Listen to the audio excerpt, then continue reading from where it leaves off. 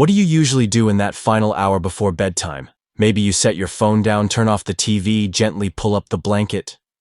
But have you ever paused and asked yourself, did anything I just did in the past 60 minutes quietly wear my heart out? Let me ask you to picture this.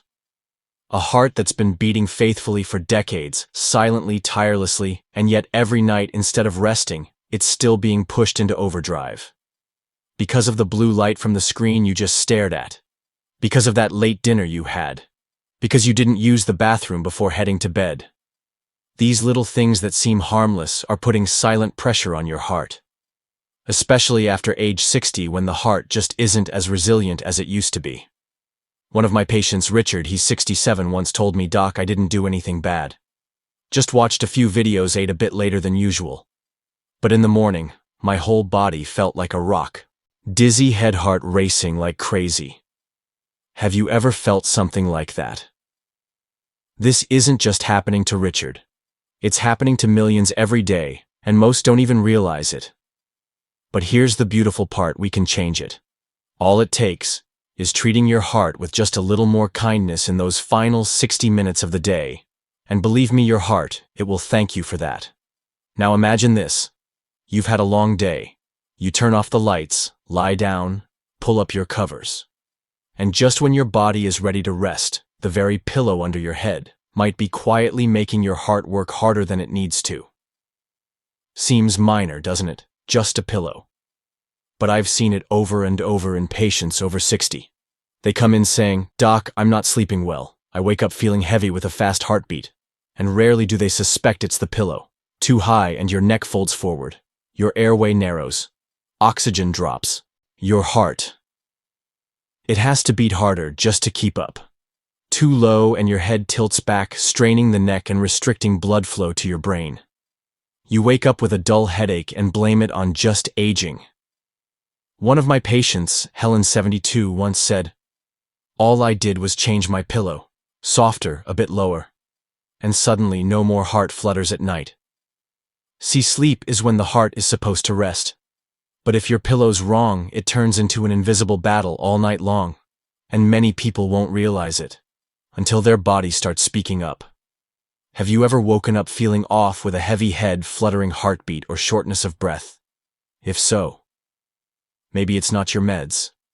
Maybe it's not your age. Maybe it's your pillow. Sometimes one small change can make all the difference for your heart.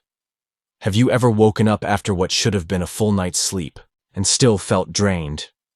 Or stood up from bed and suddenly felt lightheaded with puffy hands or a dull ache at the base of your skull? Most folks brush it off. It's just getting older, they say.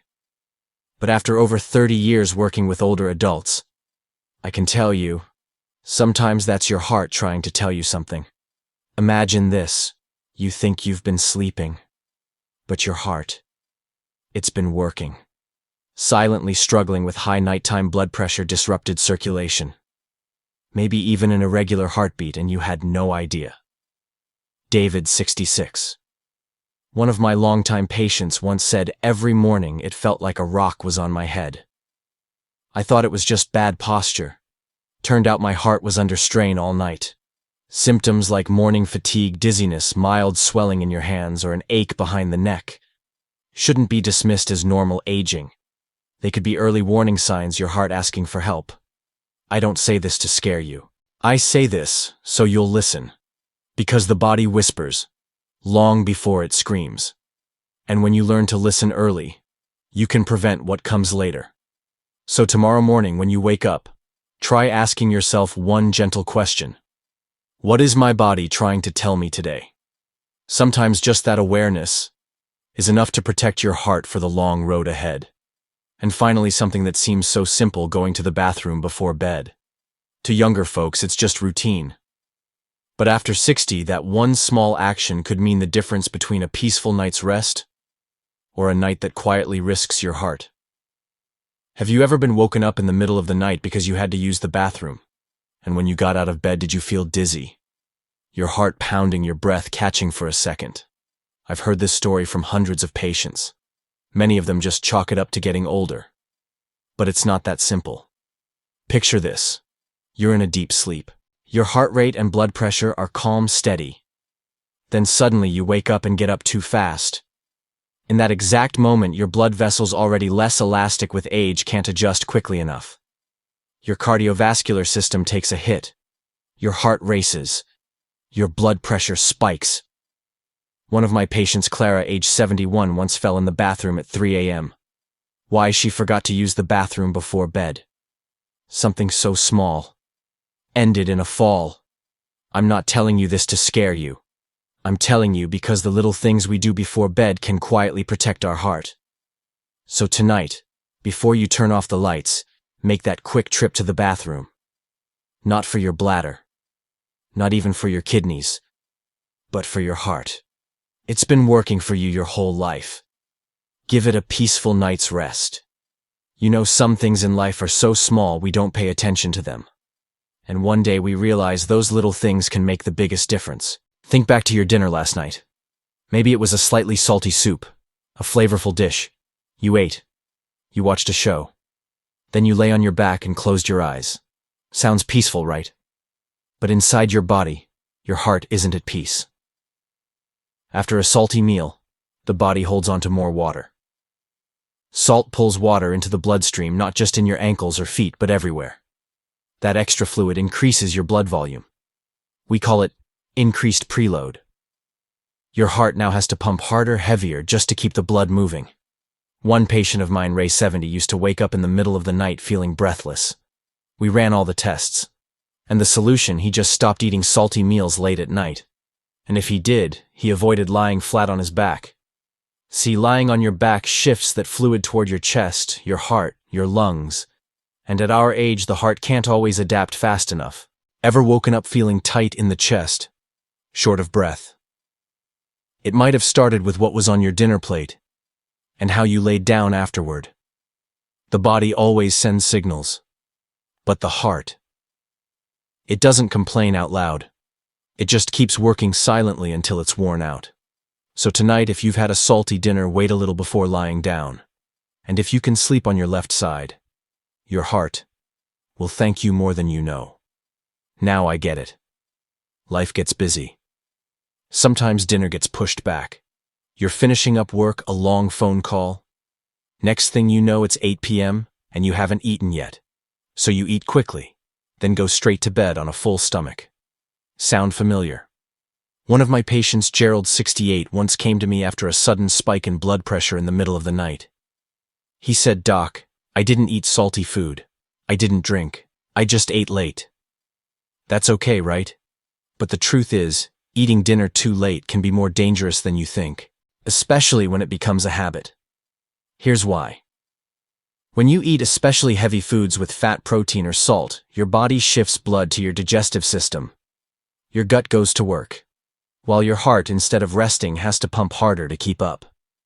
Now imagine you lie down right after eating. Blood pools in your belly. Your heart works over time. And while you're sleeping, your blood pressure quietly rises. Your heart rhythm may become irregular without you ever realizing. Research from the Journal of Clinical Hypertension found that people over 60 who eat within 2 hours of bedtime are 2.5 times more likely to have elevated nighttime blood pressure and heart events. Have you ever woken up feeling your heart racing, restless, and not sure why? Sometimes it's not a bad dream. It's your stomach still working, in the dark. If you love your heart, let it rest before you do. Eat dinner earlier, eat lighter, and give your body a gentle pause before sleep begins. Let me ask you something simple. What do you do in the last 60 minutes before bed? For many of us, that hour is filled with scrolling, catching up on news, answering emails, or just sitting silently in front of the TV, not even really watching. Sound familiar?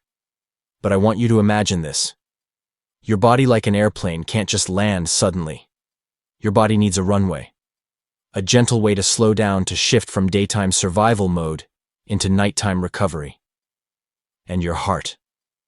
It's the passenger that deserves the smoothest landing of all. One of my patients, Marie, 65 years old, once said, "I thought it was just insomnia. But doctor, the nights when I stayed up late scrolling my phone the next morning, I'd wake up with my heart pounding, and I had no idea why." You see, the blue light from our screens doesn't just mess with melatonin, the hormone that helps us sleep. It also spikes cortisol, the stress hormone.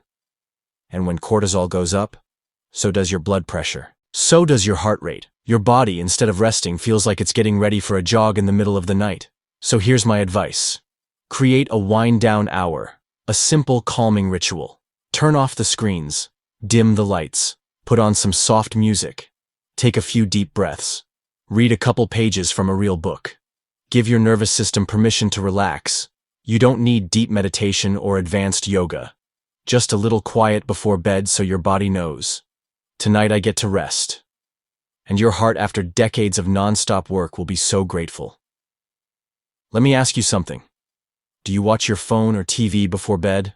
I'm not judging. I just want you to pause and notice what's happening inside. One of my patients, James 64, once told me, "Doc, I eat well, I exercise. But every night I struggle to fall asleep, my heart races, I wake up drenched in sweat. I thought I was anxious, but it turns out I spend an hour on my phone every night before bed." Have you ever felt something like that? Picture this. You're lying in bed. The blue light from your screen is hitting your eyes, feeding your mind a stream of news videos, comments, noise. But your body, especially your nervous system, doesn't know you're about to sleep. It thinks we're still on. There's still stuff to do. Still things to worry about. That blue light. It's not just interrupting your melatonin. It's triggering cortisol, keeping your system on high alert. And when cortisol rises, so does your heart rate. Even when you're lying still thinking you're resting. I'm not here to tell you to throw your phone away or never watch TV again. I'm here to ask, what if? Those final moments of your day could be spent in stillness, maybe a soft song, a page from a gentle book, a warm lamp, a deep breath. Your heart, after all it's done for you, deserves to fall asleep not in anxiety, but in peace. It might just be a sign your body is mildly dehydrated overnight. As a doctor, I don't give a one-size-fits-all number for how much water to drink.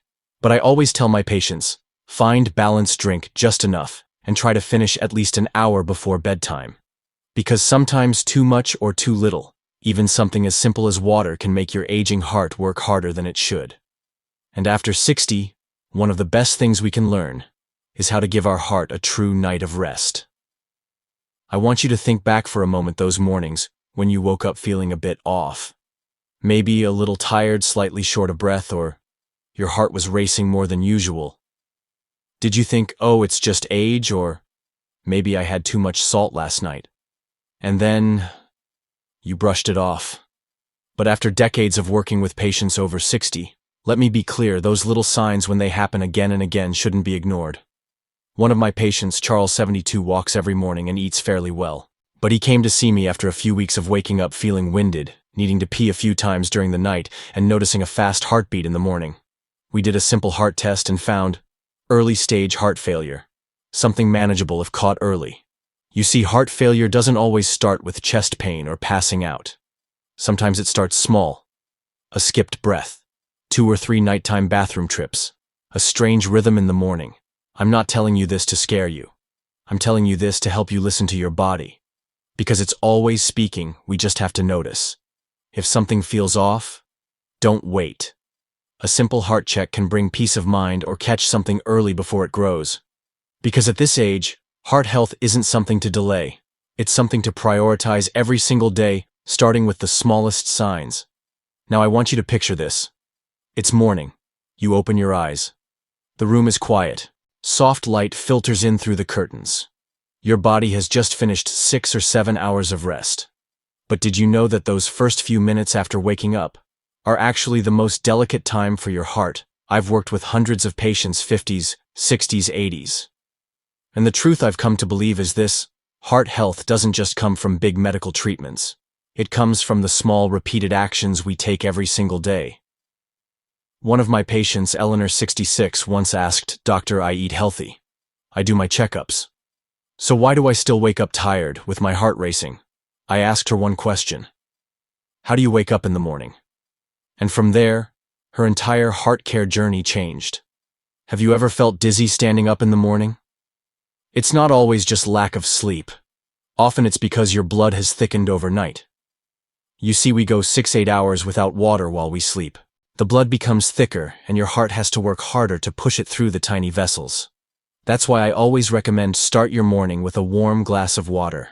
Not hot, not cold, just enough to gently wake up your circulatory system. It thins, the blood lowers the risk of morning clots, and studies show morning is when strokes and heart attacks are most likely. And after you drink, splash some cool water on your face. Why? Because cold water stimulates something called the vagus nerve, a powerful connection between your brain and your heart. It helps calm your heart rate, lower blood pressure, and shift your body from fight or flight into rest and restore. That's why a splash of water in the morning can feel more energizing than coffee. It resets your system naturally. Have you ever jumped out of bed and felt tingling in your feet, like the blood hadn't quite made it to your toes? That's normal, especially if you have poor circulation. Instead of rushing to stand, take 1 minute to sit on the edge of the bed. Gently rotate your wrists and ankles. It helps get the blood flowing, reduces the risk of falls or dizziness. Now picture someone pulling open the curtains and letting the morning sun hit their skin. That's not just poetic, it's biological. Morning sunlight triggers your body to adjust melatonin and cortisol, two key hormones that control sleep and alertness. Natural light helps stabilize your heart rate, regulate blood pressure, and sets the tone for the whole day. Some people call it grounding. I call it returning to your nature. Walking barefoot on grass, on sand, on cool stone helps release negative electrical charges, reduce inflammation, and calm the nervous system. Even just a few minutes of this in the morning can refresh your heart and your mind. One of my patients, Harold 71, once told me, "I used to jump out of bed like a machine. Now I take 5 minutes just to breathe, and my heart thanks me for it." Just a few minutes of light meditation or deep breathing like the 4-4-4 method, inhale 4 seconds, hold 4, exhale 4, can help lower blood pressure and bring your heart back into rhythm. You don't need hours of meditation. Just 2 or 3 minutes is enough to say to your heart, "We're not rushing. Today is a peaceful day." I know what some people are thinking: I'm old now. Does any of this even matter anymore? But you know what? Your heart doesn't measure life by age. It measures by how you treat it, every day. And the smallest acts, a warm glass of water, a few gentle stretches, a step outside into the light, they add up to a stronger heart, a calmer mind, and a fuller life. After 60. Try just one thing from what I've shared today. Just one. And tomorrow morning, listen to what your body tells you. I believe you'll feel the difference.